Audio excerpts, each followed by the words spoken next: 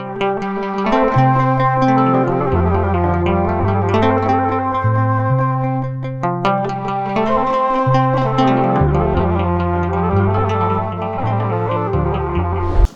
አብ ወወልድ ወመንፈስ ቅዱስ አሐዱ አምላክ።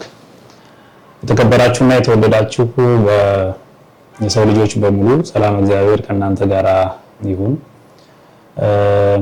ዛሬ በዚህ ሰዓት የጌታችንና የመድኃኒታችን የኢየሱስ ክርስቶስን 2018ኛውን በዓለ ልደት የምናከብርበት ሁኔታ ነው ያለው።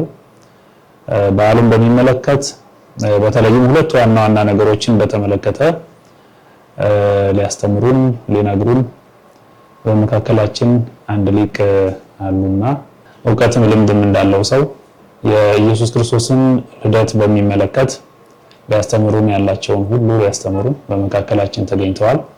በዚሁ በሚዲያችን በመንገደ ሰማይ ሚዲያ ስለተገኙልን እግዚአብሔርን እሳቸውንም እያመሰገን ሊቀ ሊቃውንት ማኮነ መልአክ ይባላሉ።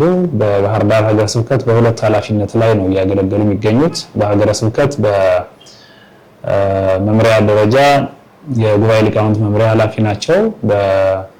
እንደ ሊቅም እንደ አለቃም መሆኑ ነው። በሊቅነታቸው ደግሞ የአራት ጉባኤያት የጉባኤ ቤቱ መምህር ሆነው ደቀ መዛሙርትን እያስተማሩ እየመረቁ ለዓለም ወንጌል እንዲያስተምሩ አሰማሩ ያሉ ሊቅ ናቸው።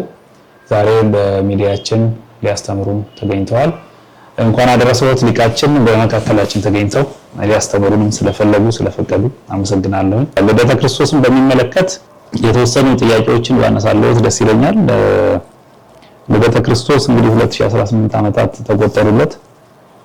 እስኪ ልደት የኢየሱስ ክርስቶስን ልደት በተመለከተ ባጭሩ ትንሽ ይናገሩ እስኪ ነፍስዎት ደስ ያላት። ልደተ ክርስቶስ በራሱ የጥያቄ ምላሽ ነው እንደሆነቱ ከሆነ ግን ጥያቄያችን ከተመለሰ በኋላ ያው እኛ ሰዎች ከመጠየቅ ወደ ኋላ አንልም። ያው ከእውቀት የተገታን በመሆናችን ምክንያት ጥያቄ ቀጥለናል። አይተሃሉ ዘተወልደ ንጉሠ አይሁድ በአይቴ የተወለደ ክርስቶስ ምን ጥያቄዎች ነበሩ። የተወለደው ማን ነው? እንዲህ አይነት ነገሮች ያው ቀጥለዋል ማለት ነው። ባጭሩ ግን ልደተ ክርስቶስ የሰው ልጆች በራሳቸው አዳም ነው አይደል በኩራችን የነበረው አዳም ሞቷል። በኃጢአት ምክንያት ጎስቁሏል ማለት ነው። ባህሪው አዳፋ ሰውነቱ አንደበቱን ጎልዳፋ ነው የነበረው እና ጸሎቱ የማይሰማ ጉልበቱም ደካማ ሆኖ ስለነበረ እሱን ትተን ሌላ አባት ያስፈልገን ነበር። በዚህ ምክንያት የሚወለደው መሲህ መጠበቅ ነበረብን። ሁላችን ስንጠብቃት የነበረች ቀን ናት ያቺ ልደተ ክርስቶስ የተፈጸመባት ዕለት። ሁሉም ሰው ሲጠብቃት የነበረች ቀን ናት። በጨለማ ውስጥ ያሉ ሰዎች የፀሐይን መውጣት ከሚጠብቁት በላይ፣ በጽኑ ደዌ ውስጥ ያሉ ሰዎች መዳናቸውን ከሚናፍቁት በላይ ነቢያት አጥብቀው ይፈልጓት የሚሏት የነበረችው ቀን የክርስቶስ መወለድ ቀን ናት። ብዙ ነቢያት በመከራ ነው ያለፉት። በመጋዘት ተተረተሩ አሉ፣ በድንጋይ ተወገሩ አሉ፣ ሌሎችም ስቃዮች ደርሶባቸው ያለፉ ነቢያት አሉ። መከራቸውን እንደምንም ነገር ቆጥረውታል። ያንን ነገር ሁሉ እንደ ቀላል ነገር ቆጥረው በመፈለግ ውስጥ የነበሩት ግን የክርስቶስን ልደት ነው የነበረው። ዳዊት ያችን ቀን እንዴት እንደፈለጋት እኮ ብርቱ ፍለጋ ውስጥ እንደነበር የምታዩ በመዝሙር 132 በቅንፍ 132 ወይም መዝሙር 131 ምንለው ማለት ነው ላይ ስንመለከተው እስከ ረክ መካኖ ለእግዚአብሔር ነው የሚለው የእግዚአብሔር ማደሪያውን የእግሩን መቆሚያ ስፍራ እስካገኘ ድረስ ይሁን ረፍት ለመላተ ወይ ደቃ ሰለቀራኑት የነም ለዓይኖቼ ረፍትን ለሽፋሽቶች ለጉንጬ ረፍትን ለዓይኖቼ እንቅልፍን ለጉንጬ ረፍትን አልሰጥም ብሎ ማማል መሐላ ነው የሚለው። እንደውም በቃ ቃል እኮ ነው ረፍት አይኖረኝም ብሎ ነው የተናገረው። ለካ በሌላ መዝሙርም ነብዩ ዳዊት ወባን ወያራስኩ ምስካበ የሚለው እንደው መኝታዬን በእንባይ አራስኩ ተኝቶ እንኳን ያለቅስ ነበር ማለት ነው። ያን ሁሉ የሚያስደርገው ምንድነው ከተባለ በሰው ልጆች ላይ የነበረው መርገም ነው። ኃጢአት፣ መርገም፣ ፍዳ በሰው ልጆች ላይ ተጥለው የነበሩ ነገሮች ናቸው። እነዚህ ሁሉ ያየ ሰው ንጉስ ነው ቢሉት በመንግስቱ ባለጸጋ ነው ቢሉት በማለጸግነቱ ሊደሰት የሚችልበት ምንም አይነት ምክንያት የለውም። ያቺ ክርስቶስ የልደት ቀን እስክትመጣ እስክትደረግ ድረስ ማለት ነው። የታመመን ሰው ልብስ ብትለውጥለት ምንድነው የሚያስደስተው? ምንም የሚያስደስተው ነገር የለም። ታሞለተኛ ሰው ምግብ ብትለውጥለት እጅግ ጣፋጭ አድርገው ብትሰራለትስ ምን ጥቅም አለው?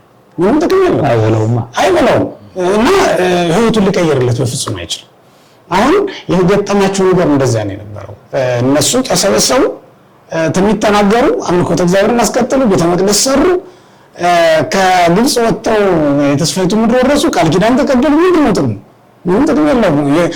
ሐኪሙ መድኃኒቱ እስኪወለድ ድረስ ምንም አይነት ጥቅም አልነበረም። ምንም ልደተ ክርስቶስ ብለን ስናስብ እኮ የታመመ ሰው መዳንን እንደሚናፍቅ፣ የተጠማ ሰው ወደ ውሃ ምንጭ ወርዶ ውሃ መጠጣትን እንደሚናፍቅ አስበው። ያ ቀላል ነው፣ ለዛውም ሌላ ምሳሌ ስለሌለ ነው እንጂ ከዚህ በላይ አጥብቀው እንታሰስዋ ወደ ነቢያት አይደለም ማለት ነቢያት አጥብቀው የፈለጓት የተመኟት ቀን ያቺ የክርስቶስ መወለድ ነው የነበረችው። እና የክርስቶስ መወለድ የክርስቶስ ልደት ዓለም በምጥ ውስጥ ሆኖ በብርቱ ፍለጋ ይፈልገው የነበረ ትልቅ ነገር ነው ማለት ነው። ያ እስኪሆንልን ድረስ ገነትም አልተመቸችንም። ያው ታውቃለህ፣ ገነት ውስጥ ነው ጭንቀት የተጀመረው፣ ሐዘን የተጀመረው፣ መሸሽ የተጀመረው፣ ፍርሃት የተጀመረው ገነት ውስጥ ነው። ያ ሁሉ ነገር የሆነብን ልብስ ያለው ክርስቶስ ስላልተወለደ ነው። ልብስ የሌለው አዳም፣ ጸጋ የሌለው አዳም ለጭንቀት አሳልፎ ሰጠን። ጸጋን የሚሰጠው አዳም ሲወለድ ግን ያ ሁሉ ነገር የሚቀርልን ስለሆነ አጥብቀን ስንፈልጋት የነበረች ልደተ ክርስቶስን ለዚያ ነው ማለት ነውና በዚህ ቀን በጣም የሚያስደስተኝ ቃል አምላክ ሰው ሆነ ነው። እሱ አምላክ ሆነ። በጣም ከዚህ በላይ ምንም ነገር የለም። አምላክ ሰው ሆነ ስትል እኮ ምን ያህል እንደወደደ ነው። ሰው አምላክ ሆነ ስትል ደግሞ ምን ያህል እንዳከበረ ነው የምትረዳው። እስኪ ያስባል። ሰው አምላክ ሆነ ስትል የላይኛው እንዴት ወጥቶ ላይላው ሆነ ትላለህ። አምላክ ሰው ሆነ ስትል ደግሞ ላይኛው እንዴት ወርዶ ታህታዊ ሆነ ብለህ ደግሞ ታስባለህ። ስለዚህ አምላክ ሰው ሆነ ስትል ትህትና ያገርምሃል። ሰው አምላክ ሆነ ስትል ደግሞ የሰው ልዕልና፣ ለሰው የተሰጠው ጸጋ ደግሞ ያስደንቃል።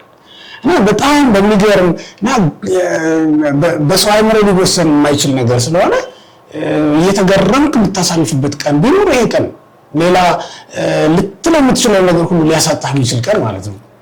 አይምሮ ሊወስነው አይችልም። ሲጀመርም በከርሰ ማርያም የተወሰነው አምላክ በማንም አይምሮ ሊወሰን የሚችል አይደለም። ሰማይና ምድር አልወሰኑትም አይደለም የሚለው የሰው አይምሮ ልክ እንደዚያ ነው። የሰው አይምሮ የሰማይና የምድርን ያክል እንኳን ቢሰፋ ማለት ነው። የሰው አይምሮ ያን ያህል እንኳን ቢሰፋ ሊወስነው የሚችል ነገር አይደለም። መወሰን የቻለች ድንግል ማርያም ብቻ ናት። እና እንኳን ስለሷ እንኳን አስበህ እኮ መጨረስ አትችልም። እውነት ለመናገር የወለደችው ማን ናት ብለህ ስታስብ አንዲት ብላቴና የ15 ዓመት ብላቴና እንደው በጣም ትህትና ያለበት ምድራዊት ሴት ይሉታል ሊቃውንት። የሴት ምድራዊት አጸነት ተከር የሚሉት ምድራዊት ሴት አሳደገችህ ብለው ነው የሚያቆሰስሩ። ሌሎችም ሊቃውንት ስለ ልደቱ የተናገሩ ሊቃውንት ምድራዊት ሰማያዊትስ ብትሆን ኖሮ ብለህ ስታስብ መልስ የለውም። ምክንያቱም አሁን ምድራዊት መሆኗ ብቻ አይደለም፣ ሰማያዊትስ ብትሆን ኖሮ ትችላለች። አትችልም እኮ ምክንያቱም ሰማይ ራሱ አይችልም፣ እንኳን ሰማያዊት ሴት ማለት ነው። የ15 ዓመት ብላ አባ ሕርያቆስ አሁን እንዘንስት ምራት አንተ የ15 ዓመት ብላቴና ስትሆኝ ይሉታል ተርጓሚዎቹ። የ30 ዓመትስ ብትሆን ኖሮ እንዲሆን የሚችል ነገር ግን እኛ የምንለው ስላጣን ነው እንደዛ የምንለው። እና በጣም እንኳን ስለሱ ስታስብ በጣም ይገርማል። ምክንያቱም ያለ እናት የወለደ እግዚአብሔር አብ ብቻ ነው። ያለ አባት ደግሞ የወለደች እሷ ናት። አሁን እግዚአብሔር አብን መሰላም አይደል እንዴ? ብቸኛ ምልክት የተገኘችው ብቸኛ ምስክር የተገኘችው እሷ ናት። አሁን ያለ እናት ነው የወለደው ብትነግረኝ እንዴት ላምን ይችል ነበር? እሷ እኔ ባለሁባት ምድር ላይ እኔ በምኖርባት ዓለም ውስጥ እሷ ያለ አባት ወልዳ ባላገኛት ኖሮ እንዴት ላምንልህ ይችል ነበር? ስለዚህ መምህራን ትምህርታቸው እንዲጸናላቸው ምስክር እንዲያገኙ ሆኗል ማለት ነው። ያንን እና አሁን እንደው የልደት ቀን በጣም ከአይምሮ በላይ የሆኑ ነገሮች ብዙ ነገሮችን ስናመላልስ መዋል እንገደዳለን ማለት ነው። እንግዲህ ስለ ልደተ ክርስቶስ ብዙ የሚባል ነው ያለውና በጥቂቱ የለም ይችላል። መልካም ሊቀ ሊቃውንት ልደትን በሚመለከት ሶስት ነገር ነው ሲያስተምሩን የተማርኩ እንዳንድ ተማሪ እየሰማሁት የነበረ። የልደት ቀን አለ፣ ቀኑ የተወለደው ጌታ አለ፣ የወለደችው እናቱ አለች። ጥሩ ተማሪ እንደሆንኩ እየነገርኩት ነው። በደንብ እየቀጸልኩት ነው ማለት ነው። እና ማርክ የለውም እንጂ አለ ስለ ሶስቱ ነገሮች እና ስለ ተጓዳኝ ነገሮቻቸው ነው የተማርነው። እንግዲህ ይሄን እንደ መቅድም ከወሰድነው በልደተ ክርስቶስ ታሪክ ውስጥ በጥያቄነት የሚነሱ ነገሮች አሉ። የመጀመሪያ አይደለም፣ እኔ ነኝ የመጀመሪያ ጥያቄ ያደረኩት። ማርያም ከክርስቶስ በኋላ ሌላ ልጆችን ወልዳለች የሚል አዲስ ጥያቄ አይደለም፣ የተለመደ ነው። ግን አዲስ የሚያደርገው ሰው መጽሐፍትን አንብቦ ወይም ተምሮ ወይም በብዙ መረጃዎች ስላሉት ወደ ልቡ አልተመለሰም እና ለመሆኑ ጥያቄ ሆኖ መነሳት ያለበት ነገር ነው ወይ? እመቤታችን ከክርስቶስ በኋላ ወለደች ብቻ አይደለም፣ ከዮሴፍም አልፎ እነ እገሌ ብለው በስም ሁሉ የተወለዱ ልጆችን የሚጠቅሱ የዚህ ዘመን ተናጋሪዎች እንሰማለን እና ለመሆኑ እኔ እነዚያ የሚጠይቁ ሰዎችን ወክዬ ነው እንጂ እኔ ይሄን ተጠራጥሬ አልጠይቅም። እርስዎትም አዲስ ማስገንዘብ ሊፈልጉ አይደለም። ግን በዚያ ጥያቄ ለሚያነሱ ሰዎች ወይም ለዚህ ዕውቀት ደረጃ ላይ ላልደረሰች ነፍስ በቂ መልስ ስለሚያስፈልግ ሌላ ልጅ አላት ወይ? በመሰረቱ እኔም እርስዎትም የሷ ልጆች ነን። እንደው ልጅ የሚባል ከፈለግ እንደው በስጋ ግን ያውም ደግሞ ሰዎች በሚሉት መንገድ ማለት ነው። ሰዎች በሚሉት መንገድ እንደሱ በሚመለከት እስኪ እባክዎት። እውነት ነው፣ ብዙ ጊዜ ሲመላለስ እንሰማለን ይሄ ጥያቄ። በእርግጥ ሰይጣን ብዙ ጥያቄ ነው የሚያስነሳው። ራሱን ኢየሱስ ክርስቶስንም ወልደ ዮሴፍ ብሎ ለአይሁድ ነግሯቸው፣ አይሁድ ቀጥለው የሚገርምህ ሰይጣን ክፋቱን የምታውቀው እሱ ወልደ እግዚአብሔር ብሎ ነው የሚያምነው ስለ ክርስቶስ። አይሁድን ግን ወልደ ዮሴፍ ብሎ ነግሯቸው ሞኝ የነገሩትን ሰይጣን ሐሳብ ቀይሮ ሳለ እነሱ አልቀየሩም። እና በጣም ይገርመኛል። ሰው ከሰይጣን ያነሰ ያስባል እንዴ? አንዳንድ ከሰይጣን እንታንሳለን ማለት ነው። በእርግጥ እውቀት በራሱ አያጸድቅም፣ ግን ለመጽደቅ ምክንያት ሊሆን ይችላል። ከእምነት ከጨመርክበት ማለት ነው።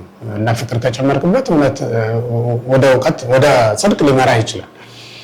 ሰይጣን የራሱን ወልደ እግዚአብሔር እያለ እነሱ ወልደ ዮሴፍ በማለት ጸንተው ሲኖሩ ሰው ከሰይጣን ያነሰ ሊያስብ ይችላል ማለት ነው የሚል ሐሳብ ይመጣብኛል። አሁን በሌላም በኩል ስንመለከት ለእግዚአብሔር ክብር የማይሰጥ ትውልድ እንዳለ ሁሉ እግዚአብሔርን ለወለደችው ለድንግል ማርያም ክብር የማይሰጥ ቢሆን ምንም አይገርምም። በነገራችን ላይ ለእመቤታችን አሁን ከወሊድ ጋር ተያይዞ ማለት ነው ክብርን አለመስጠት በክብረ ወሊድ ላይ ክብረ ድንግልና የተጨመረላት ናት ብለን ነው አይደል ምናምን። በእናትነት ላይ ድንግልና የተጨመረላት መሆኗን ልዩ የሚያደርጋት ይህንን አለማመን በራሱ እግዚአብሔርንም አለማመን እግዚአብሔርንም አለማወቅ። ለምን ካልከኝ ንጉስ በዙፋኑ ላይ ቅባ መንግስት የሌለው ሰው ሊቀመጥበት አይችልም አይደል? እንደዛ ነው የምናምነው። የእመቤታችን ማህፀን ማለት ደግሞ የእግዚአብሔር ዙፋኑ ሰማያዊ ንጉስ የተቀመጠበት ዙፋን ነው። ሰማያዊ ንጉስ በተቀመጠበት ዙፋን ላይ ሌላ ሰው ሌላ ሩቅ ሲል ሊቀመጥበት በፍጹም አይችልም። እና በመንፈስ ቅዱስ ጸንሳ የተገኘች እመቤታችን ቅድስት ድንግል ማርያም ከሌላ ወንድ ጸነሰች ብሎ መናገር የእግዚአብሔርን ክብር አለማወቅ ነው በራሱ ስንመለከተው ስንመረምረው። እንዲህማ ቢሆን ኖሮ ነው አሁን እመቤታችን ቅድስት ድንግል ማርያም ቤተክርስቲያን የምታስተምረውን ስንመለከት አንደኛው ፍትወት ሥጋዊ የሌላት ናት ብላ ነው አይደል የምታስተምረው። ፍትወት ሥጋዊ የሌላት ናት ማለት ምን ማለት ነው? ሰዎች እንደሚያስቡት ከወንድ ደርሼ አቅመ ሔዋን አድርሼ ከወንድ ደርሼ ልጅ ወልጄ ብላ የምታስብ ሴት አይደለችም ነው። እንደውም እኮ የመጀመሪያው አንጽሐ ብለን አንጽሐን ስንተረጉም አሁን ምን ተረጉምበት አንዱ ነገር አቀባ አንጽሐ የምንላቸው ሁለት ቃላት አለ አይደል የሚያከራክሩ እነሱ በራሳቸው ሌላ መንገድ ስላላቸው አንገባባቸውም። ግን አንጽሐን ራሱ በምንድን ነው ከምንድን ነው ያነጻት ከምንድን ነው የጠበቃት ብለን ስንተረጉሙ ከምን አድኗታልና መድኃኒት ያለችው ብለን ስንናገር ከዓለማዊ ግብር ነው አይደል ከመውጣት የዚህን ዓለም ግብር ይህን ዓለም ከመውደድ ወይም የዚህን ዓለም ኖሮ ከማውጣት ከማውረድ አዳናት ብለን የምናምነው ማለት ነው። እና ከዛ ያነሳት ከዛ የጠበቃት ራሱ መንፈስ ቅዱስ ነው። በምን ይታወቃል ካልከኝ ለቅዱስ ገብርኤል በመለሰችለት መልስ ይታወቃል። ይሄ አይነት ምድራዊ ሐሳብ ሰዋዊ ሐሳብ ቢኖራት ኖሮ ለወንድ ታጭታለች፣ ግን መልአኩ መጥቶ ትጸንሻለች ትወልጃለች ሲላት ወንድ ሳላውቅ እንዴት ይሆናል ብላ ነው የመለሰችለት። በእውነቱ እነሱ እንደሚሉት እመቤታችን ለዮሴፍ የታጨችው በሰው ሰውኛ በልማደ ሰብ ቢሆን ኖሮ ለወንድ የታጨች ሴት ይሄን ምላሽ ልትሰጥ ትችላለች? በፍጹም ልትመልስ አትችልም። እሱም ቢሆን የታጨሽው ለምንድን ነው አይደለም ያላት። አንቺማ ጽንስሽ እንደ ሌሎች ሴቶች ጽንስ አይደለም ከመንፈስ ቅዱስ ነው ብሎ ነው የመለሰላት እንጂ ለዮሴፍ ስለታጨሽ ከዮሴፍ ተጸንሳለሽ በፍጹም አላላት። ለምን ነው እንደዛ ያላላት? እመቤታችን በመጀመሪያ ቢሆን የታጨችው ለዚህ ጉዳይ ስላይደለ ነው። እንደውም ለዚህ እኮ ነው ሊቃውንቱ ያርገኝና ባለሙያ ውስጥ ተርባ ብለው የሚናገሩላት የሰው ሐሳብ የስጋዊ ደማዊ ሐሳብ በውስጧ አልነበራትም ብለው ይናገሩላታል ማለት ነው። እንደውም ቅዱስ ዮሐንስ አፈወርቅ የሚያነሳቸው ይሄ በድርሳን 2 የዕብራውያን መልእክት ውስጥ ተረጉም ሁለተኛው ድርሳኑ ላይ የሚያነሳው አንድ የእሳት አይነት አለ። የገሃነመ እሳት ማለት ነው ያነሳውና ምን ይላል? ብሩህነት የለውም ውእየት ግን አለው ይላል። ውእይ ነው ግን ብሩህነት የለውም፣ ብሩህ አይደለም ይላል። በዚህ ምክንያት ጨለማ ነው ግን ያቃጥላል ብሎ ነው የሚናገርለት። ውእየት የሌለው ማነው? ብሩህነት የሌለው ውእየት ብቻ ያለው እሳት ነው። የመንግስተ ሰማያት እሳት ደግሞ መንግስተ ሰማያት ከእሳት ነው የተሰራችው። ብሩህነት ያላት ውእየት ግን የሌላት ናት። እመቤታችን በመንግስተ ሰማያት ወይም ሰባቱ ሰማያት በተሰሩበት እሳት ትመሰላለች። ያ ማለት ነው ውእየት የሌላት ብሩህነት ግን ያላት ማለት ነው። ውእየት የሌላት ማለት ነው ስጋዊ ደማዊ ሐሳብ የሌላት ማለት ነው። ግን የአዳም ዘር የሆነች ከሔዋን ዘር የተገኘች ግን ደግሞ የሔዋን ጠባይ የሌላት ማለት ነው። ይሄ ማለት ነው ፈቃድሽ ወደ ባልሽ ይሁን ተብላ አይደል የተረገመችው ሔዋን። ይሄ እርግማን የሌለባት ማለት ነው። ተመልከቱ፣ ወንድ የማይገዛት ማለት ነው። ለወንድ የማትገዛ ወይም ለባሏ እንድትገዛ ግዴታ የሌለባት ያልተጣለባት ናት እመቤታችን ቅድስት ድንግል ማርያም ማለት ነው። ስለዚህ ነው ስትመልስለት ለመላኩ ጥያቄ ወይም መላኩ ላነሳው ሐሳብ ስትመልስ እንዘያምር በይሴ ነው ያለችው። እኮ እንዳላውቅም ያለ ወንድ ዘር እንዴት ሊሆን ይችላል ብላ መላኩ ከመንፈስ ቅዱስ ነው የምትጸንሸው አላት። ወንጌላዊም በኋላ መሰከረላት። የማቴዎስ ወንጌል ምዕራፍ 1 ቁጥር 18 ላይ በመንፈስ ቅዱስ ጸንሳ ተገኘች ብሎ ነው የተናገረው። ስለዚህ ከዮሴፍ እንዳይደለ በዚህ ይታወቃል። በኋላም ከዮሴፍ ልትጸንስ የማትችለው ለምን መሰለ? የሰማይና የምድርን አምላክ ከወለደች በኋላ እንኳን ከዮሴፍ ልትጸንስ እውነት ለመናገር ወደ ዓለም እንኳን አልተመለሰችም። ያ ማለት የርስት እገሌ እናትና አባቴ እገሌና እገሌ እናትና አባቴ እገሌ ርስቴ ብላ ወደ ርስቷ እንኳን ልትቆጠር ሄደች ሴት አይደለችም። በዮሴፍ በኩል ልትቆጠር ሄዳለች አይደለ? ጌታን በወለደችው ጊዜ። ከዛ በኋላ ግን መሄዳቸውን የሚነግረን ምንም አይነት ነገር የለም። ስለዚህ ምድራዊ ሐሳብን በጠቅላላ የተውች ሴት ናት። እንኳን ያ ሊኖር ነው። አንድ እሱ ነው። ከዚያ ሲቀጥል ደግሞ ጌታ በመጨረሻው ቀን እነሆ ልጅሽ ብሎ የሰጣት ለወለደቻቸው ሰዎች አይደለም፣ ወይም አሁን ሰዎቹ ልጆቿ ናቸው በስጋ ብለው ለሚያስቧቸው ሰዎች አይደለም የሰጣት። ከነዛ ለአንዱ አይደለም የሰጣት፣ ለዮሐንስ ነው የሰጣት። የኖረችው በዮሐንስ ቤት ነው። ከልጆቿ ለአንዱ ያልሰጣት ለምንድን ነው? እሷስ ከልጆቿ ወደ አንዱ ቤት መሄድ ያልቻለችው ያልፈለገችው ስለምንድን ነው? በዕብራውያን ልማድ እንዲህ አይደለም። ማንም ከወንድሙ ከዘመዱ ተለይቶ አይኖርም። ወደ ዘመዶቹ ነው የሚሄደው ሁሉም ሰው። ከዛም ደግሞ ርስት የሚባል ነገር አለ። ምድራዊ ኑሮ ጀምራ ቢሆን ኖሮ የዮሴፍን ርስት ይዛ በዛው በቀጠለች ነበረ። እንደዛም አይደለችም እመቤታችን ቅድስት ድንግል ማርያም። ስለዚህ ይሄ ሊሆን የሚችል ነገር አይደለም። ወንድሞቹ ተብለው ስለተጠቀሱ ነው አሁን ሰዎቹ እንደዛ ብለው የሚናገሩት። ግን ወንድም ተብሎ መጠራት በመጽሐፍ ቅዱስ ለእነሱ ብቻ ነው የተሰጠው። የጌታ ወንድሞች ተብለው የተጠሩ ሐዋርያት ራሳቸው ወንድሞቼ ተብለው አልተጠሩ? ወንድሞቼ ይላቸዋል እኮ ራሱ ጌታ። ለዛውም ይህንን ጸሐፊ ነው ወንድሞቹ ብሎ የተናገረ። ሐዋርያትን ግን ራሱ ጌታ ነው ወንድሞቼ ብሎ የሚጠራቸው። ወንድሞቼ ስለተባሉ በስጋ ከማርያም የተወለዱ ናቸው ማለት ግን አይደለም። ይሄ በስጋ መዛመዳችንን ነው የሚያሳየው። በስጋ የተዛመደ ማንኛውም ሰው ወንድሜ ተብሎ ሊጠራ ይችላል። ይህንን የምናውቀው በተለይ በኦሪት ዘፍጥረት ምዕራፍ 13 ላይ እንዛ ሐውልህ ነው የሚል ቃል አለ። እኛ ወንድማማቾች አይደለም እንዴ? ለምን እንጣላለን? ለማንተ የማን አንተ ወይ ቀኝ የምትመርጥ እኔ ደግሞ ግራውን ሄዳለሁ፣ አንተ ግራውን የምትመርጥ እኔ ደግሞ ቀኙን ሄዳለሁ የሚል ቃል ተጽፏል። ስለዚህ አሁን እዛ ላይ ወንድም ብሎ የጠራው አብርሃም ሎጥን ነው። ሎጥ ወንድሙ አይደለም፣ የእናትና የአባቱ ልጅ ስለሆነ አይደለም ነው፣ ግን ዘመድ ነው።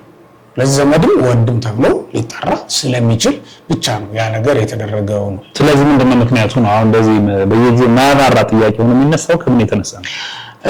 እንግዲህ መቼስ ሰይጣን ለሆነ ሰው ያቀብለዋል፣ ያ ሰው ደግሞ ሲያስፋፋው ይኖራል። የሆነ ዘመን ላይ በነገራችን ላይ ይሄ የሉተርን ሐሳብ አይደለም። እነዚህ አንቲዲቆማርጦሳውያን የሚባሉት በኋላ ጸረ ማርያም ተብሎ የሚሰየሙት ነው። አንቲዲቆማርያጦስ የሚሏቸው አሉ። ከሉተር ምን ያህል ትውልድ እንደሆኑ አላውቅም። እነሱ ናቸው በኋላ እንዲህ አይነቱን ሐሳብ ያመጡት ማለት ነው እንጂ ከሉተርም በኋላ የተነሱ አንዳንድ የፕሮቴስታንት መምህራን ይህንን ሐሳብ የሚቀበሉት አይመስለኝም። እንዲህ ሰፊ ጥናት የለኝም፣ ሰፊ ንባብ ግን ይሄንን የሚቀበሉት አይመስልም። ከነሱ በኋላ የተነሳ የተጀመረ እንደሆነ ንባብ አይቻለሁ፣ አንብቤያለሁ ማለት ነው። ስለዚህ ቆይተው የተነሱ ጸረ ማርያሞች ያነሱት ሐሳብ ነው። መነሻቸው ደግሞ ያቺ ወንድሞቹ የምትለው ቃል ብቻ ናት። ሌላ ምንም ነገር የላቸው። ያችን ይዘው ነው እንደዛ የቀጠሉት ማለት ነው።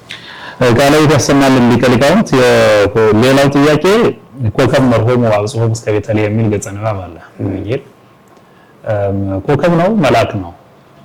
ሊቃውንቱ ሁለቱንም ብለዋል። ኮከብም ነው መልአክም ነው ያሉ አሉ።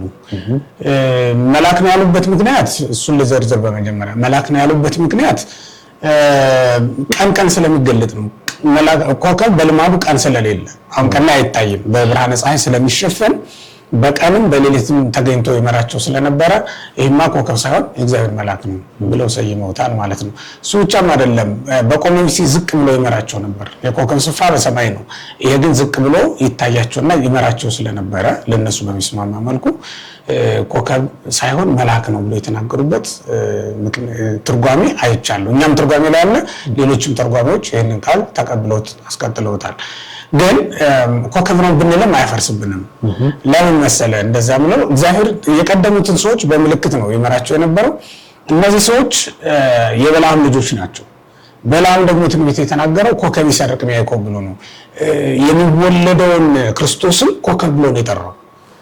በኋላም እንትኑን ጀረደሽት የሚባለው ፈላስፋ ምልክቱን ሲያስቀምጥላቸው ራዩ ከተገለጠለት በኋላ ምልክቱን ስሎ ሲያስቀምጥ በኮከብ ላይ ነው ስሎ ያስቀምጥላቸው እና ያዩትን ያን ራሱን ነው እየመራቸው እንዲመጣ ያደረጋቸውና ኮከብ ነው ብንልም የሚያፋልሰው ምስጢር የለውም ባጭሩ።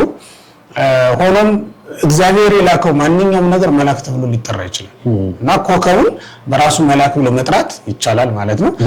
በግብሩ ማለት መልእክተኛ ማለት እኮ መልአክ የሚለውን በተፈጥሮ መላእክት ተብለው ከተፈጠሩት እንዳንዱ ሆነ ማለታችን ሳይሆን ግብሩ ተልእኮ ስለሆነ ነው እንደዛ ብለን ልንጠራው እንችላለን። ግን ከበለዓም ራእይም ጋር ስናነጻጽረው ኮከብ ነው የሚለው የተሻለ ሚዛን የሚደፋ ምላሽ ሆኖ እናገኘዋለን ማለት ነው። ኮከብ ይሰርቅ የሚለው ገጸ ንባብ እሱ እኮ ነው የበለዓም ራእይ፣ የበለዓም ትንቢት እሱ ነው። ኮከብ ይሰርቅ ያዕቆብ ነው። ከያዕቆብ ኮከብ ይወጣል ብሎ ነው ትንቢት የተናገረው። በኦሪት ዘኍልቍ ምዕራፍ 24 ላይ ምን ቃል የተናገረው በለዓም እና በበለዓም ትንቢት መሰረት ራሱ ኢየሱስ ክርስቶስ ኮከብ ተብሎ ነው የተጠራው።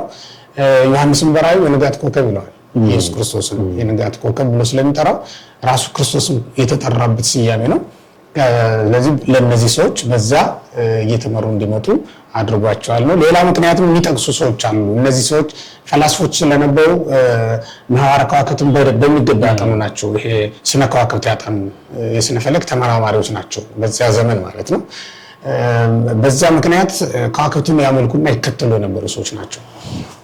የምትከተሉት ኮከብ ሳይሆን የፈጠራችሁ ከዋክብትን የፈጠረ ሌላ አለ የሚል ትርጉም ነው ያለው ይሄ ማለት ነው። ለጊዜው ዕውቀታቸው እስከ ተፈጠረው ኮከብ ድረስ ነበር። አሁን ደግሞ ዋናውን ኮከብ አገኙት ማለት ነው እና በኮከብ እየተመሩ እንዲመጡ ያደረጋቸው በለመዱት መሳብ ልማድ ነው ብለውታል። እንደውም ሊቃውንቱ በለመዱት መሳብ ማለት ልማድ ነው ማለት ምንድነው? የለመዱትን ነገር ተከትሎ ወዳልለመዱት ነገር መግባት የተለመደ ነገር ስለሆነ ነው። የሰው ልጆች ቅዱስ ቄርሎስም እንደተናገረው ግዙፍ አምላክ ቢፈልጉ አይደል እግዚአብሔር ግዙፍ ነው የመጣው እና ግዙፍ አምላክ ደግሞ ግብፃውያን እስራኤላውያን ከግብፃውያን ያዩትን አዩት፣ ለመዱት፣ ወደዱት። ስለዚህ ግዙፍ አምላክ ይፈልጉ ነበር። ግዙፍ አምላክ ስለሚፈልጉ በድንጋይ ላይ ስሙን ጽፎ በዚያ እንዲያመልኩ ታቦት ሰጣቸው። የሚታይ አምላክ ሆነላቸው ማለት ነው። የዛሬው ደግሞ የሚገርም ነው። የሚዳሰስ የሚጨበጥ አምላክ ሆኖ መጣ ማለት ነው እና በለመዱት መሳብ ለእግዚአብሔር ልማዱ ነው። በለመዱት በሚያመልኩት ኮከብ ስቦና ያመጣቸው ኮከብ ነው ወደሚለው ነው ማዘነብለው። አይ በጣም ጥሩ። ከዚህ ጋር ተያይዞ ሊቁ አንደኛ እነዚህ የጥበብ ሰዎች ኢትዮጵያውያን ናቸው የሚል እሰማለሁ። ሁለተኛ ደግሞ ይዘውት ከሄዷቸው ስጦታዎች አንድ ወርቁ ከኢትዮጵያ የተወሰደ ነው፣ የኢትዮጵያዊ መሪ ይዞት የሄደ ነው የሚል እኔም ሳነብ አግኝቻለሁ። ምን አይነት ብይን ነው መስጠት የምንችለው? ወርቁ ከኢትዮጵያ መሄዱን በእርግጥ መተርጉማን አይነግሩንም ማለት ምንድነው? የነገሩን ሌላ ታሪክ ስላለ ነው እንጂ ዝም ብሎ ኖሮ አይነግሩንም ብለን አንተቻቸውም። ግን የነገሩን ሌላ ነገር አለው። መላእክት ለአዳም የሰጡት አዳም ደግሞ ለሔዋን ማጭ አድርጎ የሰጣት አይደለም እንለው። ይሄ ማለት በገነት የነበረ አዳም የተቀበለው ወርቅ ነው። ከየት እንደመጣ እሱን ስለማናውቅ አሁን ሊቃውንቱ የነገሩን መተርጉማኑ የጉባኤታችን ታሪክ ይሄ ነው። እንደምታውቀው አንተም ማቴዎስ 2ን ሲተረጉሙ ሊቃውንቱ ያ ወርቅ ከየት መጣ? አዳም ለሔዋን የሰጣት ነበረ ብለው ነው የነገሩን። እንዲህ ባለ መንገድ ከመጣ ኢትዮጵያዊ ሊሆን አይችልም ማለት ነው። ነገር ግን በታሪክ ደግሞ ስንመለከት ልክ እንደተባለው ኢትዮጵያዊ ነው የሚሉት አለ። መነሻ የሚያደርጉት በኢዮብ የተጻፈውን ይመስለኛል። የኢትዮጵያ ወርቅ እጅግ የተሻለና የከበረ እንደሆነ ይመሰክራል ኢዮብ። ለዚያ ይመስለኛል የኢትዮጵያ ወርቅ ከሁሉም የከበረ ከሆነ እንደ ታጋሹ ሰው እንደ ኢዮብ አነጋገር ለእግዚአብሔር ደግሞ የከበረውን መስጠት የተለመደ ነገር ስለሆነ የከበረውን ስጦታ ይዞ መጡ ለማለት ወርቁ ከኢትዮጵያ ሄደ ነው። በነገሮች ላይ ካፋር ነው ይሄ የሚል ሁሉ ያደርጋል። ካፊር ምን ስላለን ስሜት ወርቅ ማፊር የሚል ነገር ተጠቅሰን እንደዛ ተብሎ በታሪክ ተጽፏል። እንደኛ ትኩረት የምናደርገው ወርቁን የተቀበለው ክርስቶስ ላይ ነው እንጂ ወርቁን የተቀበለን ክርስቶስ ላይ ነውና የሚያደለልን እሱ ስለሆነ ነው እንጂ እንደ ታሪክ እንደዛ አይነት ነገር ይኖራል። በነገራችን ላይ አሁን ምዕመናኑም ወይም ሰሚዎችም ራሱ ልብ ሊሉት ሊገነዘቡት የሚገባ ይሄ ታሪክ ነው፣ ሃይማኖት አይደለም። እንዳይወዛገቡ ነው። አሁን ሌላ ታሪክ ደግሞ ሲሰሙ እንደ ሁሉ ነገር ኢትዮጵያዊ ታደርጉታላችሁ ማድረግ ተወዳጅ እንዳይሉ እንዳይተቹንም መተቸቱን ፈርቼው ሳይሆን እንቅፋት እንዳይሆን እንዳያደናቅፋቸው ስለምፈራ ነው። ታሪክ እንደ ታሪክነቱ ኢትዮጵያውያን ከኢትዮጵያ ሄደ ወርቅ ነው ብንል የሶማሌ ሰዎች ወይም የኬንያ ሰዎች ደግሞ ከኬንያ ሄደ ነው ቢሉ በቃ ታሪክ ታሪክ ነው። እንደ ታሪክነቱ እንትናም እንዲላሉ እንትናም እንዲላሉ ብሎ የተሻለ ማስረጃ ያሉ የዓለምን ትኩረት ይስባል። ሊሆን የሚችለው እሱ ነው እና ከኢትዮጵያ የሄደ ነው የሚባለው አሁን ነገስታቱ በዚያ ዘመን ከገበሩ ነገስታት መካከል አንዱ ኢትዮጵያዊ መሆኑን እኔም እስማማለሁ። ባነበብኳቸውም ታሪኮች እንደምንረዳው እና ነገስተ ሳባ የሚል ሜዳዊት ንባብ ስለሚገኝ ማለት ነው። አሁን እግዚኦ ኩነኔከ ትንቢተ በእንተ ክርስቶስ ነው። ይሄ ማለት መዝሙር 71 ወይም በቅንፍ 100 መዝሙር 72 ማለት ነው ላይ የምናገኘው ቃል ትንቢተ በእንተ ክርስቶስ ነው። የክርስቶስን መንግስት የሚናገር ነው። አሁን ኮንን በጽድቅ ነው ይገኙ ቅድሞ ኢትዮጵያ ነው የሚለው እዛ ላይ ስንመለከት ኢትዮጵያውያን በፊቱ ይሰግዳሉ ተብሎ ነው የተጻፈውና ጠላቶቹ አመድን ይቅማሉ፣ ኢትዮጵያውያን ደግሞ በፊቱ ይሰግዳሉ ተብሎ የተነገረለት ይህ መሲህ ኢየሱስ ክርስቶስ ነው። እግዚኦ ኩነኔከ አቦ ለንጉስ ተብሎ ተጽፏል። አካላይ ከአርስቱ ከርሱ ከመጀመሪያው ጽድቀ ከኔ ለወልደ ንጉስ እያለ ነው የሚመጣው። አቤቱ ፍርድህን ለልጅህ ስጥ ተብሎ ነው። ያ ደግሞ ልጁ ክርስቶስ ነው። ወደ ዓለም መጣ፣ ኢትዮጵያውያን ደግሞ ሄደው ሰገዱለት። ያው ባዶ እጃቸውን ሄዱ አይደሉም፣ ወርቅና እጅ መንሻ ከርቤ ይዘው ነው ሄዱት። ይሄንን ደግሞ የሚያሳምነን ታሪክ አሁን ገድለ ቀውስጦስ የሚባል መጽሐፍ ስለዚህ የተሻለ ታሪክ ያገኘሁበት መጽሐፍ ነው። በዛ መጽሐፍ ውስጥም እንደተቀመጠው ሌሎችም ታሪኮች እሱ ራሱ የሚጠቅሳቸው ሌሎች ታሪኮች ገድሉ የሚጠቅሳቸው ሌሎች ታሪኮች አሉ። እዛም ላይ እንደምንረዳው ኢትዮጵያውያን በየጊዜው የሄዱ ኢየሩሳሌምን ደጅ ይጠኑ ነበር። መጽሐፍቱንም ከዛ ይሄዱ ያመጡ ነበር። በተለይ እስራኤላውያን ተማርከው ፋርስ ባቢሎን ከወረዱ በኋላ ኢየሩሳሌም ይሄዱ መጽሐፍቱን የተቀበሉትን እያወጣ መጣቸው ኢትዮጵያውያን ናቸው እንጂ እስራኤል እኮ ተማርከው ሲሄዱ መጽሐፍቱ ተቆነጻጽለው ወድቀው ነበር። በክብርም ያስቀመጣቸው የለም። እንኳን ለመጽሐፍቶቻቸው ለሰዎቹ ክብር የሚሰጥ ማን ነበርና በዚያ ዘመን እና የተወሰኑት ቁምራን ዋሻ ውስጥ ገብተው ተደብቀው ነበር። ግን ከዛ ውጭ የሆኑ የጠፉ ብዙ ነበሩና እነዚያን ፈልገው ያዳራቸው ኢትዮጵያውያን ናቸው። ይሄንን ታሪክ ስትመለከት ምንድን ነበር ኢትዮጵያውያን እዛ የሚሰዳቸው? አሁን ንግስተ ሳባ ለምንድን ነው የሄደችው ብለህ ስትጠይቅ መጽሐፈ ነገሥት ምዕራፍ 10 ላይ እንዳለው ታሪክ ማለት ነው። ለምንድን ነው የሄደችው ስንል ሰሎሞንን ለማየት ብቻ አይደለም፣ የተወለደው መሲህ መስሏት ነው የሄደችው። እዚህም ላይ ጌታ የመሰከረላት ለዚህ ነው። በማቴዎስ 12 ላይ ያነሳታል ይችን ሴት ቁጥር 42 ላይ ነው አለች ይች ሴት እና በኋላም ለፍርድ ቀን ሹመት የተሰጣት ለምንድን ነው ከተባለ ይች ሴት መሲሁን ፍለጋ ስለነበረ ነው የሄደችው። ምክንያቱም የተነገራት ነገር ልዩ ሰው በኢየሩሳሌም እንደተገኘ ነው። ለዚህም ሄደች እና አይታ ተመልሳ መጣች ማለት ነው። ያ ሁሉ ምልልስ አቤሜሌክም በኋላ በትንቢተ ኤርምያስ ላይ የምናገኘው ኢትዮጵያዊ ሰው አቤሜሌክ እዛ ሄዶ ይኖር የነበረበት አንዱ ምክንያት ክርስቶስን ፍለጋ ክርስቶስን ጥበቃ ነበር እና ኢትዮጵያውያን ደጅ ጥናት ውስጥ ነበሩ። ምንም ጥርጥር የለውም። ደጅ ስትጠና የነበረችው ሀገር ቀርታ ሌላ ሰው ሊመጣ አይችልም። ኢየሩሳሌምን እኮ የተዋት ለምን መሰለህ? ደጅ ጥናቱን አቋርጣ ንግድ ጀምራ ስላገኛት ነው እና መቅደሱን ለንግድ አውላው ነበረ። ኢትዮጵያውያን ግን እንደዚህ አልነበሩ። እንደውም እኮ ይላል በሌላ ታሪክ ስንመለከት ራሷን እመቤታችን በስደት ወቅት ግብጽ ደርሳ ከግብጽ ደግሞ ወደ ኢትዮጵያ በመጣች ጊዜ አክሱም ገብታ ነበረ። አክሱም ቤተ መቅደስ ውስጥ መጋረጃውን ተጋርዳ ተቀምጣ ሳለ የአክሱም ሊቀ ካህናት ደግሞ ትንቢተ ዳንኤል ምዕራፍ 7 እያነበበ ነበር የደረሰችው። እነሆ ድንግል ትጸንሳለች ወንድ ልጅም ትወልዳለች የሚለው ቃል ኢሳይያስ 7 ነው እያነበበ ነው የመጣው። ኤርምያስ ነው ያልኩት። ትንቢተ ኢሳይያስ ምዕራፍ 7 እያነበበ ነው የደረሰችበት እና ተመልከት ኢትዮጵያውያን ምን ያክል በአምልኮተ እግዚአብሔር የቀኑና በተስፋም የጸኑ እንደነበሩ ነው የሚያሳየው። እነዚህ ሰዎች ቀርተው ሌላ ሰው ይሄዳል ተብሎ አይታሰብም። እነዛኞቹ ፈላስፎች የሚባሉት ማለት ነው። በነገራችን ላይ 12 ነገስታት ናቸው የነበሩት። 3ቱ የደረሱትን ነው እነዛ ደረሱ ብለን የምንናገረው እንጂ አንተም እንደምታውቀው በነቢያትም እንደተጻፈው 12 ነገስታት ነው የነበሩት። ያው የደረሱት ግን እንዳይረዝም እንደው ይሄንን ካል ከደረሱት ውስጥ ነው ኢትዮጵያዊ ከደረሱት አንዱ ኢትዮጵያዊ ነው። ነገስት ሳባ አረብ ጋር ያመጣው አይደለም ነው ሳባ ማለት እኮ ኢትዮጵያ ናት። አረብ ደግሞ የተባሉት እነዚያ ሰዎች ከመካከለኛው ምስራቅ የመጡ ከሩቅ ምስራቅ የመጡ ሰዎች ስለነበሩ እነሱ ናቸው። ከነዛ ነው እንግዲህ ጌታ እንትን ያለው እጅ መንሻል የተቀበለው ብለን በጣም ጥሩ። ሌላው የቀጠለው ሊቁ ዓመት በሁለት ከፍለን ነው እየተጠራ ያለው ዓመተ ዓለምና ዓመተ ምህረት። ሁሉም ዓመተ ዓለም የሚባልበት ነገር ቢኖርም አሁን ዓመተ ምህረት የሚለውን ነገር መጠቀም የምንጀምረው ከብስራት ነው ከተወለደበት ቀን ጀምሮ ነው? እንግዲህ ከብስራት ነው የምንጀምረውማ። ለምን መሰለህ? ከብስራት የምንጀምረው በጎ ነገር ሰምተን ያለ ኃጢአት የሆነ ጽንስ በሴቶች ማህፀን የተገኘው ይዛን ቀን ነው። ምህረት ማለት ኃጢአት ከሰው ልጆች የተወገደችበት ቀን እና ከሰው ዘር ከሰው ባህሪ ኃጢአት ለመጀመሪያ ጊዜ የተወገደችው ያኔ ነው። እና ልደቱ ደግሞ በአካል ያየንበት ቀን ነው። ያለ ኃጢአት የተወለደውን ንጉስ በአይናችን ያየንበት ቀን ነው። እንግዲህ አዳም ሲፈጠር ለገዥነት ነው አይደል የተፈጠረው? ምክንያቱም ከመይኮን ንቦም ብሎ ነው የፈጠረው። አሁን ተመልከት፣ ስልጣን ሰጥቶ ነው የፈጠረው። ያቸው በመጀመሪያ ሳይፈጥረው ለስልጣን እጩ ነበረ አዳም እና ከፈጠረው በኋላ ግዛ ብሎ ሾሞታል። ይሄ ኦሪቱ የሚነግረን ኢየሱስ ክርስቶስ ሲወለድ ያን ክብር መልሶታል። ምክንያቱም ሲወለድ ምንድነው የተባለው? የተወለደው የአይሁድ ንጉስ ወዴት ነው አይደል ያሉት?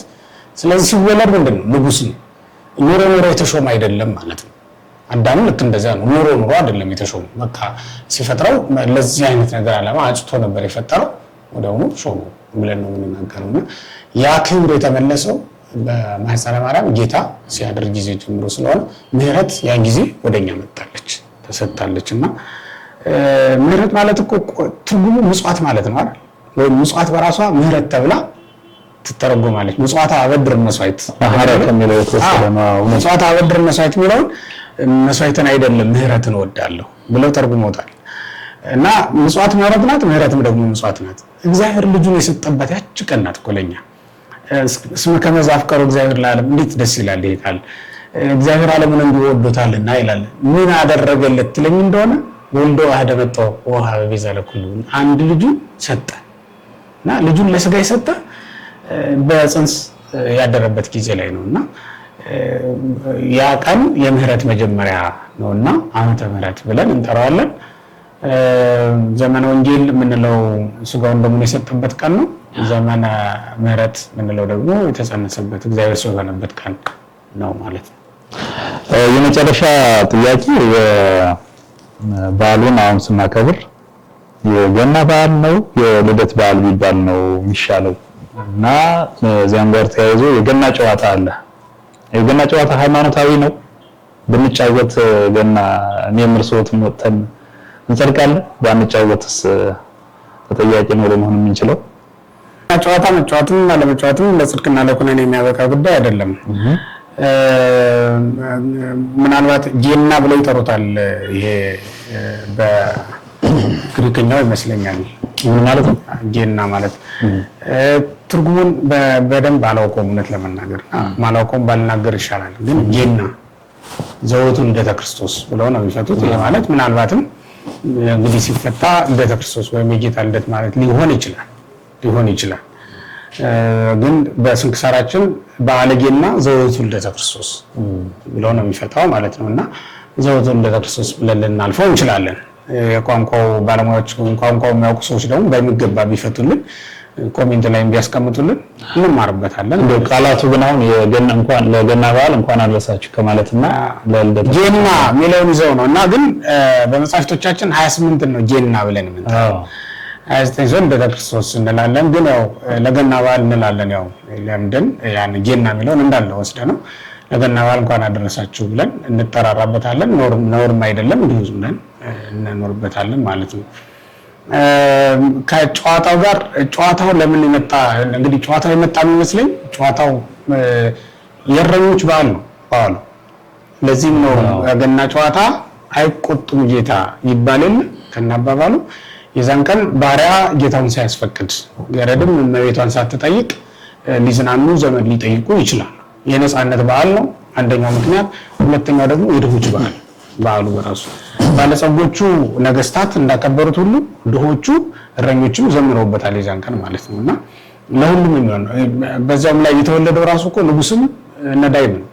በአንድ በኩል ስትመለከቱ በአባቱ ንጉስ ነው፣ በእናቱ ደግሞ ድሃ ነው። ያውም ለወለደችው ልጅ ማልበስ እንኳን ማትችል ድሃ ናት እናቱ። አባቱ ደግሞ ሰማይና ምድርን የሚያለብስ የሚሸፍን ነው። ሰማይን በከዋክብት ያስጌጠ ምድርን በአበቦች ያሳመረ ነው አባቱ ስንመለከት። ስለዚህ መንገላሙ ባለጸጋ ነው፣ መንገላሙ ደግሞ ነዳይ ነው ስንመለከተውና ነዳይና ባይል መለኮት ነዳይ ስጋ አንድ ሆኑበት ቀን። ለዚህም ነው ድሆች ከባለጠጎች ጋር እኩል ሊያከብሩት የሚገባ በዓል ነው ብለን የምናስበው። ለዚህ ነው ገዢ ከተገዢው ጋር እኩል ወርዶ ሊያከብር የሚገባ በዓል ነው የምንለው። ለዚህ ነው ለምን ገዢ እግዚአብሔር ከተገዢ ስጋ ጋር ተዋህዶ እዚህ ላይ እያየ ነው አይደል? በእመቤታችን እቅፍ ተቀምጦ እያየ ነው እኮ ነው። በተገዥነት ይኖር የነበረው ገዢ ሆኖ ማለት ነው። መላእክት መጥተው ሲሰግዱለት እየተመለከቱ ነው። አሁን አምላካ ማለት እግዚአብሔር መባል ችሏል ማለት ነው። በመጀመሪያ እኮ አግብርተ ዲያብሎስ አይማተ ዲያብሎስ ሲባሉ ከነበሩት የተገኘ እንደ ሰውኛው ብንመለከተው ዝቅ ብለን ስናየውና ይሄንን ለማጥፋት ይሄንን ለመሻር በገና ጨዋታ አይቆጡም ጌታ ብለው እረኞች ይዘፍናሉ፣ ያጨበጭባሉ።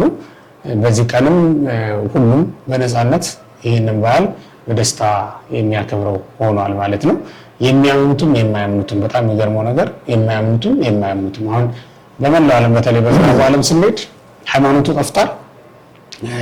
የልደቱ በዓል ግን ይከበራል። የሰለጠነው ዓለም የሚባለው ላይ ማለት ነው። አንድ ሳምንት ነው እንደውም እንደኛ አይደለም። እነሱ አንድ ቀን አይደለም የሚያከብሩት። ስራ የሚዘጉት አውሮፓ ብትሄዳው አንድ ሳምንት ስራ የሚዘጋባቸው ሀገሮች አሉ። በጣም በትልቅ ደስታ ግን በመብል በመጠጥ ብቻ ነው የሚያከብሩት እና እንዳንድ እንትን አሁን እንደውም ሃፒ ሆሊዴይ ማለት ጀምረዋል። ሜሪ ክሪስማስ የሚለውን ትተው ማለት ነው እና ክሪስማስ የሚለው ራሱ ይቅር ወደሚል ሐሳብ የገቡ በጣም ብዙዎች ናቸው። እና ያ ማለት ነው ዝም ብሎ የሆነ ደስታ መፍጠሪያ በዓል ነው እንጂ ይሄ ቅጠል የሚመስል የተጎለተ ነገር ሁሉ እዚህ አይመጣው። ቅጠሉ እና አባት ቅጠሉ ምን ይባላል? አይገና አባት ነው ያሉት እነሱ። አንድ እንግዲህ በህንድ ይኖር የነበረ ቄስ ደግ ቄስ ነው ይባላል። እንግዲህ ታሪኩን እኔ ያነበብኩት መረጃ እሱ ነው ያለኝ። በህንድ የሚኖር የነበረ ደግ ካህን ነበረ። በጣም በስጦታ የሚታወቅ የነበረ ሰው ነው። የሚገርመው እሱ ገኖ እሱ ወፍሮ የክርስቶስን ልደት አቀጭጮች ይታያል እና እዛ ላይ ስንመለከተው በከተማው ሞልቶት የምናየው የጽድ ዛፍ ነው። በምዕራባውያን ዘንድ አሁን የበረዶ ሰዓት ነው እና ቅጠልም የለም። ቅጠል ያለው ዛፍ የለም። ቢኖርም እንኳን ጽድ ነው የሚኖረው። ለዚያ ነው እነሱ በባህላቸው በሀገራቸው የሚያገኙት አሁን ለምልሞ የሚያገኙት ብቸኛው ይሄ ስለሆነ ይሄንን ወስደው ቤታቸው አድርገው የደስታ መግለጫቸው ነው እሱ ማለት። ኢትዮጵያውያን ግን የራሳቸው ኢትዮጵያ ምንም የደረቀ ነገር እኮ የለም። ሁሉም ነገር ለምለም ነው እና አሁን ዛሬ ዋንዛውንስ ብታደርገው ዶቅማውንስ ብታደርገው ሌላውንስ ብታደርገው ምንም እኮ የደረቀ ነገር ያጣነው ነገር የለም። ያም ነው ግን ኢትዮጵያውያን የሌላ ባህል አምጥተው ፍዳቸውን ከሚያዩ በጣም ብዙ ወጪም አውጥተው የሚገዙት ያለው ይሄ ቀይ እንትን የተንጠለጠለበት ቀይ ኳስ የተንጠለጠለበት ከላይ ደግሞ ጥጥ የሚመስል ነገር ይደረግበታል ከላይ። ምዕራባውያን ያን የሚያደርጉት የበረዶ ምልክት ነው። በረዶ ይሄ ጽድ ለምልሞም እንኳን በረዶ ሸፍኖት ነው የሚኖረው። ያንን ቆርጠው አምጥተው ቤታቸው ያደርጋሉ። በዚያ መንገድ እንትን ይላል። እኛ ግን ምንም ሳይቸግረን ነው እንግዲህ ያንን እያደረግን የምንገኘው። እናሳዝናለን። አንዳንዴ በአንድ በኩል እንደው መንፈሳዊ እንትን ብናደርገው ኖሮ መንፈሳዊን ሂደት ብንከተል ኖሮ ወረከማ ውስጥ በመገዳም አይደለም በዱር አገኘ ነው፣ በጨርቅ ተጠቅሎ በግርግም ተጥሎ በዱር አገኘ ነው ብሎ ነው ዳዊት የተናገረው መዝሙር 132 ላይ። ያንን ይወክልልን ነበር። አሁን ጫካ ማድረጋችን ቤታችን ጫካ ፈጥረን ማክበራችን በጫካ ተጥሎ እንዳገኘ ነው ዳዊት እንደተናገረው አይነት ስሜት እንዲሰማ ሊያደርገን ይችል ነበር። ግን እኛ ከሌላ ወሰድነው ስለሆነ ነው። እና ገንዘብ ካላቸው ለድሆች ቢሰጡት መልካም ነው። ያንን ካህንም እኮ የሚያስታውሱት ሳንታ ክላውድ ነው ማለት ነው። ሳንታ ክላውድ አይደል? ሳንታ ክላውድ በስጦታ ነው አይደል የሚታወቀው? በስጦታ ደግሞ የሚታወቀው አዩኝ አላዩኝ ሳይል ወስዶ ሰዎች በር ላይ በማስቀመጥ ነው የሚታወቀው ተብሎ ነው እንደ ታሪኩ የሰማሁት ያነበብኩትም ማለት ነውና ሳያዩት ወርቅም ብርም የሚያስፈልጋቸው ነገር አስቀምጦላቸው ይሄዳል። ያንን ይዘው ትዳር መሰረታሉ ሰዎች፣ ያንን ይዘው ልጅ ይወልዳሉ እና ያንን ለልጆቻቸው ይመግባሉ። ደስታቸው ሲቀጥል እያየ ደስ ይሰኝ ነበር ነው የሚለው። እና ሳንታ ክላውድ በሰዎች ደስታ ከሆነ የሚደሰተው ክርስቶስም የመጣው በሰዎች ደስታ ደስ ሊሰኝ ነው። ክርስቶስ እኮ ወደ ዓለም በመጣ ጊዜ መከራን የገጠመው አይደል? በአንጻሩ ደግሞ ለእኛ ደስታ ነው የሆነልን። ምክንያቱም የተወለደ መድኃኒት ተወልዷልና እነሆ ታላቅ ምስራች እነግራችኋለሁ ብለዋል መላእክት የነገሩን። እና ትልቁን ደስታ የሰማነው በልደተ ክርስቶስ ነው፣ በክርስቶስ መምጣት ነው። ትልቁ ስጦታ የሚያገኘ ነው ከእግዚአብሔር ነው፣ እሱም ክርስቶስ ነው። ትልቁን ስጦታ የተቀበልንበት ቀን ነው። ያንን ሰውም እንግዲህ የምናስታውሰው ታሪኩ እንደዛ ከሆነ እንዳነበብኩት ሆኖ ከተገኘ ማለት ነው የስጦታ ሰው ነው ብለን ካሰብ እንደው ይሄንን ውድ ነገር ከምናደርግ ስንት የተራበሰው አለ አይደል? በዚህ እየሰጠን በጣም በእውነት እንኳን በእውነት እንደው ክርስቲያን የሆነ ሁሉ አሁን በእውነት እንኳን እንደዚህ አይነት ትርፍ ነገር ገዝቶ ቤቱን ማሸብረቅ ማስጌጥ ይቅርና ውድ ጌጥስ የምንገዛበት ዘመን ነው አሁን የዘመን በእውነት በውድ ዋጋ የምንገዛውን ሽቱ ቀንሰን ለድሆች ሰጥተን ለድሆች አካፍለን እኛ ደግሞ ምናምን ትሆን መናኛውን ብንገዛ ክርስቶስ ራሱ መዓዛ ይሆንልን ነበር አይደል? የህይወት መዓዛ ይላል ቅዱስ ጳውሎስ። እኛ ራሳችን የህይወት መዓዛ ነን ይላል። ለዚህ ዓለም እኮ በጎ መዓዛው ክርስቲያኖች ናቸው። ለኛ ደግሞ መዓዛችን ክርስቶስ ነው። ከመንፈስ ቅዱስ የተገኘ ነገር ነው ለኛ። የዚህ ዓለም ጌጥ ክርስቲያኖች ናቸው። በመጀመሪያው የምድር ጌጥ የምንላት እመቤታችን ቅድስት ድንግል ማርያም ነው። በዓለም የምድር ጌጥ ክርስቲያኖች ናቸው። የሰማይ ጌጥ ከዋክብት አይደሉም እንዴ? ሰማይን ጥቁር ሰማይ ውበት እንዲኖረው የሚያደርጉት እኮ ከዋክብት ናቸው። ይሄንንም ዓለም ጣዕም እንዲኖረው የሚያደርጉት ደግሞ ምእመናን ናቸው። ለዚህም አይደል የክርስቶስ የዓለም ብርሃን እናንተ ናችሁ ያለው ከዋክብት ናችሁ ማለቱ አይደል? የዚህ ዓለም ፀሐይ የዚህ ዓለም ጨረቃ እናንተ ናችሁ ማለቱ አይደል? ይሄ ዓለም ያለ ክርስቲያኖች ምንም አይደለም። ክርስቲያኖች ማለት እኮ ክርስቶስን በውስጣቸው የያዙ ናቸውና በክርስቶስ ሁሉን መለወጥ የሚችሉ ናቸው። እንደዛ ከሆነ እኛ መዓዛችንን ክርስቶስ አድርገን ጌጥና ሽልማታችን ክርስቶስን አድርገን መብል መጠጣችን ክርስቶስን አድርገን ያለንን ለድሆች ማካፈል ሲገባን የበለጠ እንደውም ተጨማሪ ወጪ ደግሞ ለማይጠቅም ዛፍ ስር ሰዶ ለማይበቅል ውሃ ብናጠጣው ለማይለመልም ነገር ነው እኮ ነው ለጎማው ማለት ነው። በጣም በነገራችን ላይ በከፍተኛ ዋጋ ኢምፖርት የሚደረገው ኢምፖርትድ ነው በራሱ እንትን ማቴሪያሉ እኛ ሀገር የሚሰራ እንኳን አይደለም። በዚህ ምክንያት በጣም ውድ ዋጋ ሊያስወጣ የሚችል ነገር ነው። ግን ክርስቲያኖች ዋጋ ሳናወጣ ልናገኘው የሚገባንን ጸጋ ዋጋ አውጥተን እንኳን ሳናገኘው እንቀራለን። ይሄ በጣም ያሳዝናል። እንደው ካነሳው ዘንድ ነው እንጂ ዋናው ሐሳባችን አይደለም። ሆኖም ግን በአንጻሩ እንግዲህ ይህንን በዓል ስናከብር እንደው ልብስ ለሌላቸው ልብስ በመስጠት ብናከብር ሰብአ ሰገልን እንሆናለን። ምግብ ለሌላቸው ምግብ በመስጠት ብናከብር በትክክል የክርስቶስን በዓል ያከበርን እኛ ነን። እንደ ሰብአ ሰገል ሳይሆን የክርስቶስን በዓል ልደት እንዴት ማክበር ይቻላል? እንደ ኖሎትስ ሳይሆን የክርስቶስን በዓል ማክበር እንዴት ይቻላል? እንደሱ የሚቻል ነገር አይደለምና ብናጣ የአፋችንን እስትንፋስ እግዚአብሔር ይፈልገዋል። በዛች ሊመረን ይፈልጋል። አንተ እንደ ሰብአ ሰገል ወርቅ ብር ላይኖርህ ይችላል። ተው ወርቁን፣ ከርቤም ላይኖርህ ይችላል። ተው እሱንም። የአፍህን ቃል ግን እግዚአብሔር ይፈልገዋል። የአንደበትህን ቃል እሱም እግዚአብሔር ይፈልገዋል። እሱ ምክንያት አድርጎ አንተ ማዳን ይፈልጋል። ስለዚህ እንደ ኖሎት ቢያንስ የአንደበታችንን ዝማሬ እንኳን አንከልክለው ለእግዚአብሔር።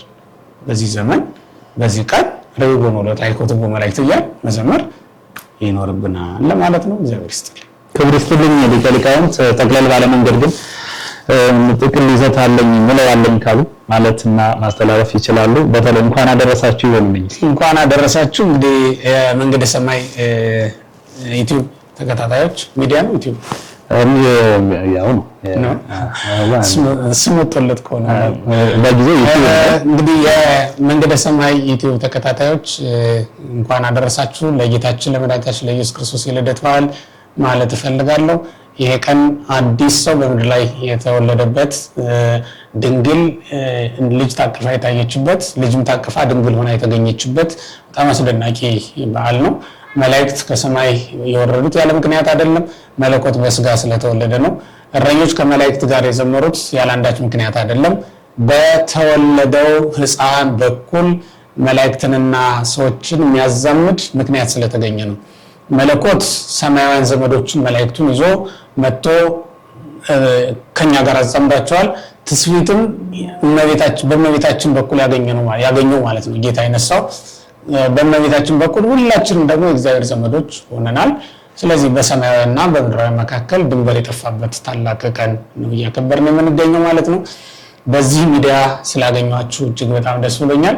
ታላቁ መምህራችን መላከ ምሕረት ግሩም አለነን አበረታቷቸው። ላይክ፣ ሼር፣ ሰብስክራይብ በማድረግም ይህ ሚዲያ ማስፋፋት ይገባል። ትልቅ አውደ ምሕረት ነው። እንደ አውደ ምሕረት ቁጠሩት። እግዚአብሔር ይስጥልኝ። መልካም በዓለ ልደት። ሊቀ ሊቃውንት ስምዐኮነ መላክ የአራቱ ጉባኤያት ትርጓሜ የጉባኤ ቤቱ መምህርና የሀገረ ስብከቱ የባህር ዳር ሀገረ ስብከት የጉባኤ ሊቃውንት መምሪያ ኃላፊ እንግዲህ በመካከላችን ተገኝተው ለኔም ስቱዲዮ ውስጥ ላሉትም ለተመልካቹ ነፍስ ላለው ሁሉ ያስተላለፉት መልእክት በእውነቱ ድንቅ ነው። ክብር ይስጥልን። የልደትን በዓልም ሌሎቹንም በሚመለከት ለኛ ጽድቅ ይሆናል ያሉትን ሁሉ ነው የነገሩን። እንግዲህ ወደ ስቱዲዮቻችን እየመጡ እንዲያስተምሩን አውደ ምሕረቱ ሊሰፋ የሚችለው እኔ ወይም ሌሎቹ ብቻ ሳይሆን እርስዎትና መሰል ሰዎች ስትመጡ ስለመጡልን በጣም በክብር አለኝ። እግዚአብሔር ይስጥልኝ። እንግዲህ የተወደዳችሁና የተከበራችሁ መላው ኦርቶዶክሳውያን በዓለ ልደት የደስታ የፍቅር በዓል እንዲሆንላችሁ እንመኝላችኋለን። ከሊቁም የሰማነው ከእኔም የሰማችሁት በጎ ምኞት ለእናንተ ይሁን እላለሁ። እግዚአብሔር ከሁላችን ጋር ይሁን። መልካም በዓል ይሁንላል።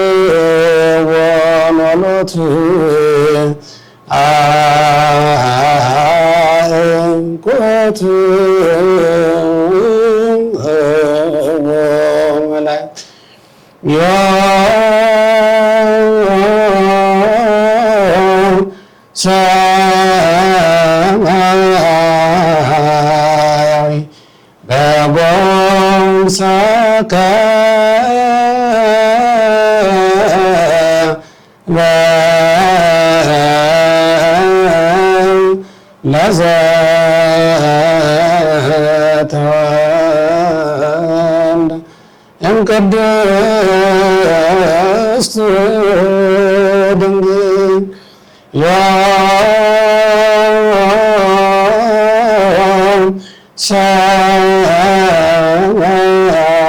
ሰማያዊ በጎንሳከ